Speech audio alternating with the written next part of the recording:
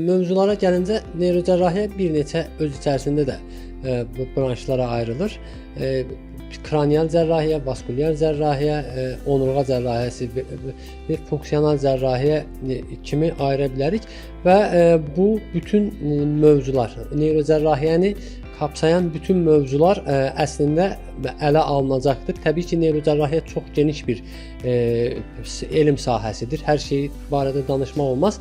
Ancaq belə deyim, həm onurğa ilə, həm baş beyinlə bağlı, həm damar cərrahiyyəsi, həm funksional cərrahiyyə ilə bağlı ən önəmli mövzular ələ alınacaq. Eləcə də bayaq həmkarlarımın qeyd etdiyi kimi daha çox müasir olaraq ən son nələr edilir, nələr icra edilir dünyada və bizdə, bunlar da araşdırılacaq.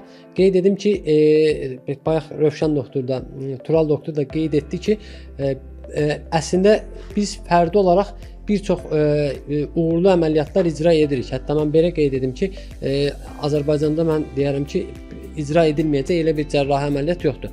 Lakin təəssüflər olsun ki, biz indiyə qədər cəmiyyətimiz olmadığına görə, eləcə də akademik olaraq bəzi alışqanlığımız olmadığına görə bəlkə də bu xarici ölkələrdə qeyd edilmirdi. Məsələn, Azərbaycanda illərdir Tural doktor epilepsiya cərrahiyyəsi ilə məşğuldur. Kifayət qədər ciddi bir saydır. Ancaq bəlkə də başqa ölkələrdə desəm bunu biraz inandırmaq çətin ola bilər. Ancaq bu tədbir eyni zamanda bizlər üçün də bir fürsətdir ki, eyni zamanda ölkəmiz adına da bir fürsətdir ki, bu ölkədə ciddi neyrocərrahi əməliyyatlar icra edilir. Biz burada bütün icra edilən ən mürəkkəb əməliyyatları göstərməklə bərabər, o sizin verdiyiniz suala gələcək olursaq, o mövzularda da çıxışlar, müzakirələr ediləcək.